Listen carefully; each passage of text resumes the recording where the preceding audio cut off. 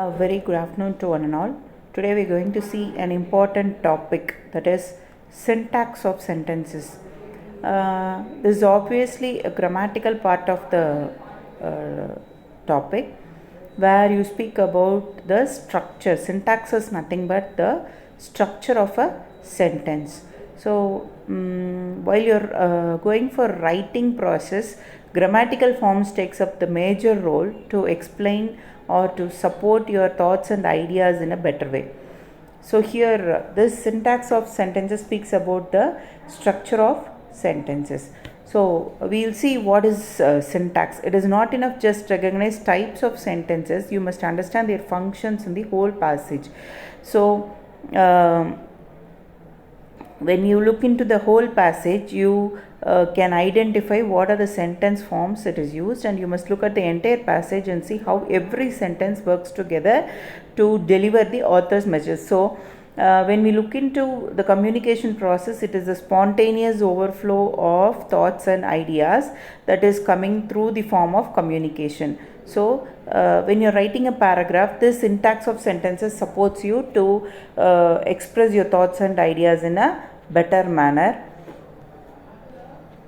So the first step of that is look at the whole passage, not just individual words or even single sentences. It is based on the sentences, how they work together in the passage. So you have to look for the syntax indicators. Syntax indicators are the structure indicators that will help you to understand the function of a sentence, the grammatical classification, the sentence length, and the rhetorical form of sentences. So here there are various functionalities where a sentence will follow up to explain the concept or to explain the thoughts and ideas in a better way. So the sentence function is divided into 4 forms based on the grammatical structure. So it is classified into declarative sentence, interrogative sentence, imperative sentence, and exclamatory sentence. So declarative sentence is that it makes a statement clear. It gives up a clear statement. For example, you ate lunch. And interrogative sentence is asking questions. So you can make up the question as, did you eat lunch? And imperative form is it gives a command to you. So for example, it is eat your lunch. Exclamatory sentences expressing strong feelings. Example, please eat your lunch. So these are few examples for the forms of sentence function or the functionality of a sentence. So when we look into this grammatical classification, simple sentence and compound sentence comes into effect.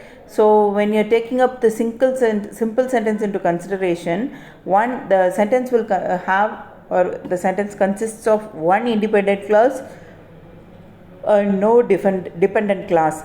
It may contain compound subject, compound verb, or one or more phrases. For example, John and Alisa waved at Kyle. So when you look into this compound sentence, it contains 2 or more independent clauses and no dependent clauses. Independent clauses may be joined by a comma and coordinating junction. So example, John and Alicia waved but they did not speak. So we could see the grammatical classification of this syntax of sentences. So the third one is complex sentence that contains an independent clause and one or more dependent clauses. So this compound complex sentence contains 2 independent clauses and at least one dependent clause. So each and every sentence has its own ideas so that it can be shown to the readers in a easiest manner. So what should be the length of the paragraph? So when we look into the length of the paragraph, there are various types, or the length of the sentences.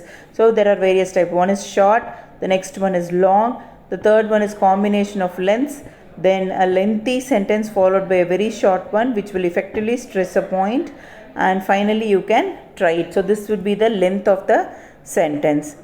So there are different kinds of sentences, I told you earlier. So here we can see the compound complex sentence form, that is rhetorical sentences. So periodic sentence, cumulative sentence, and rhetoric sentence. You can check it out. The first one, Tom cried, is an independent clause. So because ball hit him is the dependent clause. So it is depending on the independent clause. And then finally you have a statement called I apologize. So that is also an independent clause. So this independent clause can stand alone, and the dependent clause supports it or seeks for some support to complete the sentence in a meaningful manner. So in the next session we'll continue with the same topic. Thank you. Have a great day.